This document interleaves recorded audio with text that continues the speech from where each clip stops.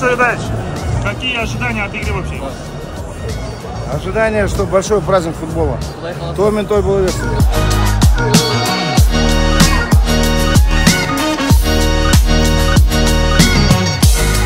Дәл қазір менің жанымда Ақбота Темірбек, Реал Мадрид Қазақстан телеграм арнасының жалпы 15 000 подписчик бар. Реал фандардың ең үлкен телеграм каналының авторы. Ақбота, бүгін сен кімге жанкүйерсің? Айтшы соны. Шын айтшы. Реал Мадрид? Неге Реал Мадрид? Барлығы білесің енді. Ойбай, Қайрат, Қазақстан, Реал Мадридқа жанкүйер болмай қойып деген бір панчтарға бір ответ қайтарса, неге Реал Мадридке қазақтар жанкүйер болу керек? Мысалы, мен бала кезімнен көзімді ашқаннан Реал Мадридті көрдім. Менің жүрегімде бәрібір Реал Мадридке деген сезім өзгере алмайды. Ол кім мен ойнаса да, Астанамен болсын, Қайратпен болсын, Шымкент, Ордабасымен, басқа клубтармен болса да, ол мен үшін ол Реал Мадрид. Мен до конца сол клубты фанат еттім, сол до конца сол табиғат етем, фанат боламын. Қайраттың жасағаны тарих қой, негізі рахмет жігіттерге, үлкен оны айттым. Меніңше енді әркім таңдау өзінде, таңдауға ешкім қарсы шықпайды. Қайратқа жанкүйер болдым деп отаның ешкім сатып кетіп жатқан жоқ деп ойлаймын. Сол Реал Мадридке жанкүйер болып. Реал Мадридке жанкүйер болып отаның сатып кеттім деген әңгімелерде шығып жатыр ғой, негізі отан сату деген ол басқа әңгіме ғой. Қолдаймыз. Тіпті қазір гол соғып бір сенсация жасап келсе де ол керемет болады ғой, мысалы. Бірақ дегенмен де сенің жүрегіндегі ең бірінші таңдауын ол Реал Мадрид болды ма, мысалы. Біреуінікі Барса болуы мүмкін, біреуінікі Ливерпуль болуы мүмкін. А менікі сол Реал Мадрид, мен соңына дейін Реал Мадридті қолдаймын.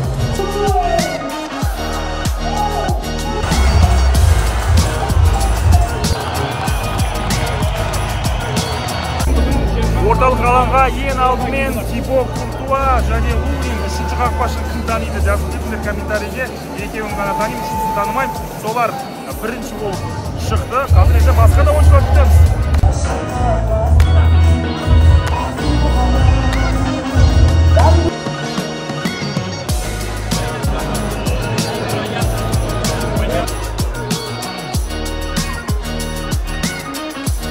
Мен жанымда Қазақстан футбол құрамасының пресс-секретарі Әлімжан Асқар, блогер, уже журналист. Әлеке, қалайсың? Что там, нормальный бір мнение айтшы? Бүгін Қайрат командасы гол өткізбейді деп отырмын. Оған себеп бар. 2 қақпа қойып қойған міне. Мбаппелер шатасып, ана қақпаға гол соғады. Мына жақтан жүгіріп келеді да саналмайды деп есепке алмайды. Ана қақпада Шерхан Қалмырза өзі жалғыз әдемі болып тұрайын деп тұр. Өздері біледі қайсына да соқса. Негізгі құрам шықты, Беллингеммен кім ғана жоқ, Вальверде, қалған барлық. Қалай жалпы бұл Реалдың атака ойнайтын тактикасы өткен, бастан Туонто, Вини, Мбаппе барлығы бар. Әлбетте, Беллингем негізі құрамдағы орнын негізі жоғалтып алған еді, себебі жарақатына емделуіне байланысты ойындарға қатыспады. Өткенде Мадрид дербиінде Беллингемді шығарып, бастан Туононы қосал құрамда қалдырып, Арда Гүлердің орнын ауыстырып, негізі қатты бір қиындыққа тап болған еді. Сол Мадрид дербиіне сабақ алып, міне Қайратқа қарсы өте жақсы нұсқада алаңға шығайын деп отыр. Сондықтан бүгін Қайрат командасына қиын болады, себебі Реал барын салады, Чемпиондар лигасы бөлек ойын болады және Реал көбірек гол соғуды мақсат етеді. Бүгін Шерхан Қалмырза гол жібермесе, шашынды қайтадан қиюға дайынсың ба? Шашынды қайтадан қиюға мүлдем дайын емеспін, себебі енді өсіп жатыр, бірақ Шерхан Қалмырза гол өткізбесе, онда осы арнаның көрермендеріне 50 000 теңге ұтыс ойынын өткізіп жіберуге дайынмын. Тіркеліңіздер. Сондықтан біз арнаға тіркеліңіздер. Әлеке, рахмет. Мен шашымды алмай себебі сенем Қалмырза өткізбейтініне. Менің қасымда Арман Пірманов. Арман, аккредитация алмапсың, саған бермепті, бірақ та өзің билет алып келдің, не қолдауға? Маған жоқ, спонсорларым берді өзімнің. Айта болмайды дегенде. Спонсорларым берді, кеше бір ауыз жаздым. Мен енді көп сұрай беремін, ешкім ешнәрсе. Осындай матч дегенім болды, әрекет етті, жақсы сектордан кәдімгі билет берді. Роберто Карлос ағам не дейді? Роберто Карлос. Жоқ, не дегеннен бала кездегі Арман. Сенесің ба? Бірінші көрген кезде көзіме жас толып қалды мен. Мені де Роберто Карлос секілді құшақташ.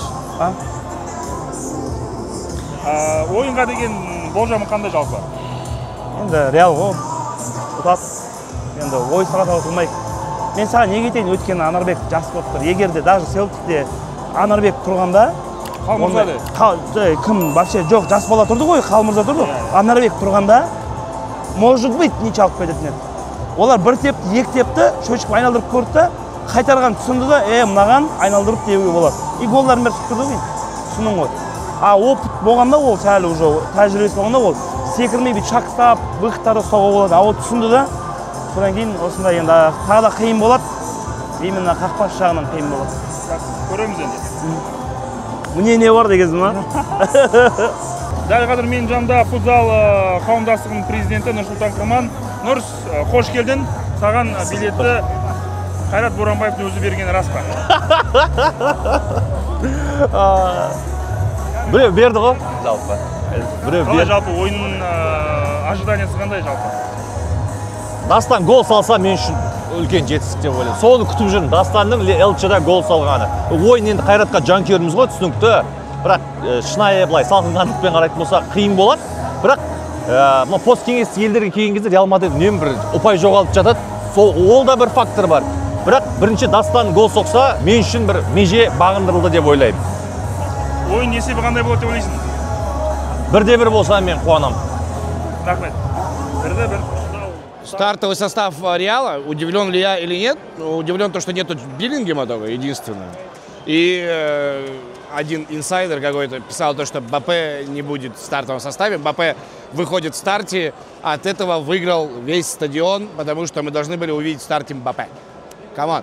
А у Кайрата, в принципе, все как обычно. Единственное, наверное, я бы вытащил Эдмилсона, но я думаю, что у Радиковича есть свои планы на игру в атаке, где, наверное, такой столб, мощный напад, как Эдмилсон, наверное, не нужен здесь, да.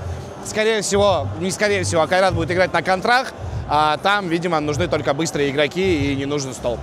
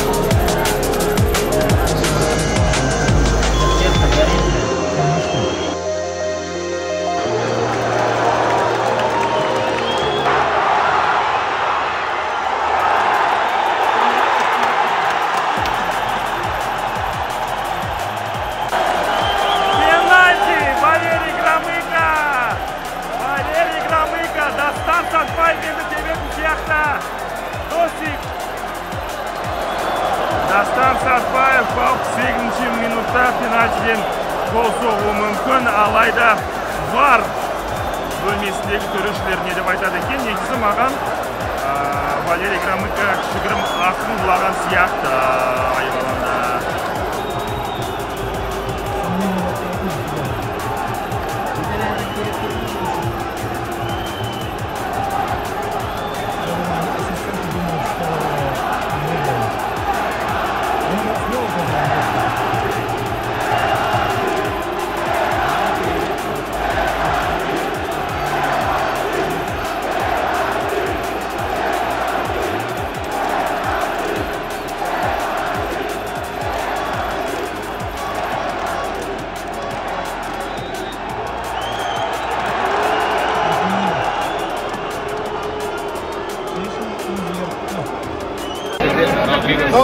Достар, өкінішке орай бұл пенальти емес.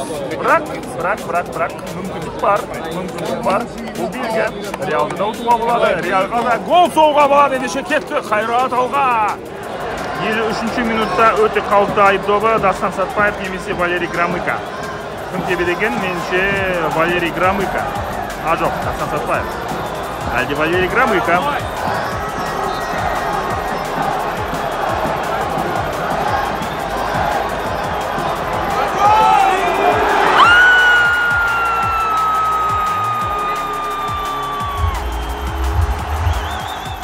бір байқағанымыз, Алматыға жаңа ультра современный стадион керек. Бұл енді болмайды. Қараңыздар, мен отырған жерім. Міне, Әлімжан Асқар, Олжас Бай болсын. Көргізбейді ғой, көргізбейді, қараңыздар. Бірақ тұрсам, міне, бәрі көрінеді. Бірақ арттағы адамдар отыр дейді. Вот, міне, дәл. Екінші тайм басталды, және екінші тайм басында Валерий Громыко сарға қазалды. Физикалық тұрғыдан Қайратқа өте қиын болатыны анық.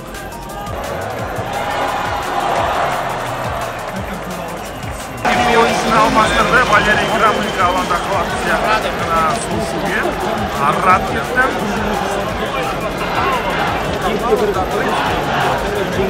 Дастан Сатпаевты бас бапкер 80-ші минутта алмастырды, Рикардион алаңға шықты. Есеп әзір шештен Черепашкада алаңнан кетті, хет-трик жасады. Естері домой. Балонды әрине мәз. Бұл голды Родриго жасап берді. Камавинга, падение головой. Өлді 4. Ешін етпейді. Спортингтеді 4 гол жібердік. Реалдан не бизнесі. Құрметті көрермендер, осылайша матч аяқталуға жақын. Өкінішке орай Алматылық Қайрат бүгін гол соға алмады. Десек те бұл тарихи ойында бірінші таймда жігіттер өте тамаша ойнады. Енді екінші таймда физика жетпей қалды. Қалмырза топ. Жақсы ойын. Дастан Сатпаевтың мүмкіндігі болды, алайда соға алмады. Пенальти берді және сосын алып кетті италиялық судья. Бірақ та жігіттерге айтарымыз тамаша.